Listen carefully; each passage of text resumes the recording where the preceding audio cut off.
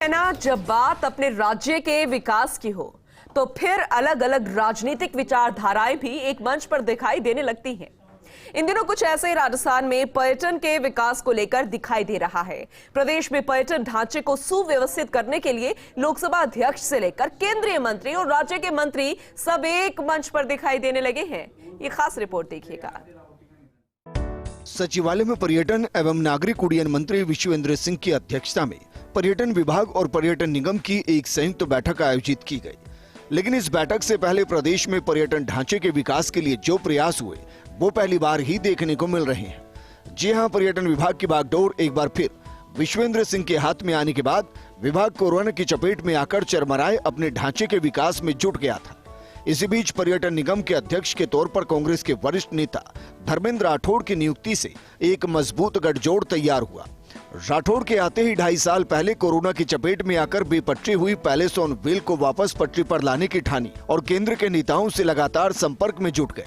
नतीजा इतना शानदार रहा कि राठौड़ के इस अभियान में लोकसभा अध्यक्ष ओम बिरला, केंद्रीय रेल मंत्री अश्विनी वैष्णव, अर्जुना मेघवाल सभी पार्टी विचारधारा को छोड़कर एक जाजम पर आ गए।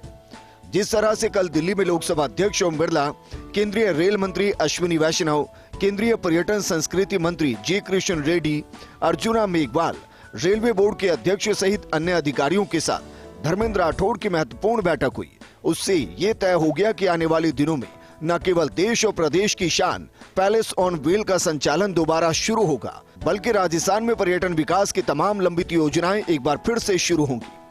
दिल्ली में हुई बैठक और उसमें हुई चर्चा को लेकर पर्यटन निगम अध्यक्ष धर्मेंद्र राठौड़ और पर्यटन मंत्री विश्वेंद्र सिंह ने विभाग के अधिकारियों की बैठक ली। दरअसल कोरोना काल में पैलेस ऑन व्हील के संचालन न होने से हुए 13 करोड़ के नुकसान को पर्यटन निगम रेलवे द्वारा राइट ऑफ कराने की मंशा रखता है। जिस तरह से दिल्ली में बैठक हुई थी उसके बाद सकारात्मक संकेत मिले हैं। माना जा रहा है कि पैलेस ऑन व्हील्स को लेकर जल्द ही रेलवे और पर्यटन निगम के बीच एग्रीमेंट का नवीनीकरण हो जाएगा।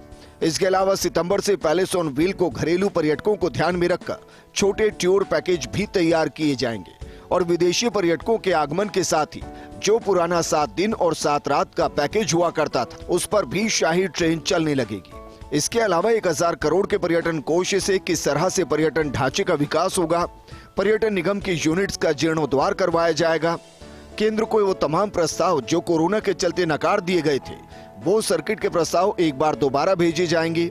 और जिस तरह से लोकसभा अध्यक्ष ओम बिरला, केंद्रीय रेल मंत्री अश्विनी वैष्णव और केंद्रीय पर्यटन संस्कृति मंत्री जे कृष्ण रेड्डी से आश्वासन मिला है, उससे उम्मीद की जानी चाहिए कि आने वाला समय राजस्थान पर्यटन का होगा। राजस्थान पर्यटन एक बार फिर से पायोनियर नजर आएगा।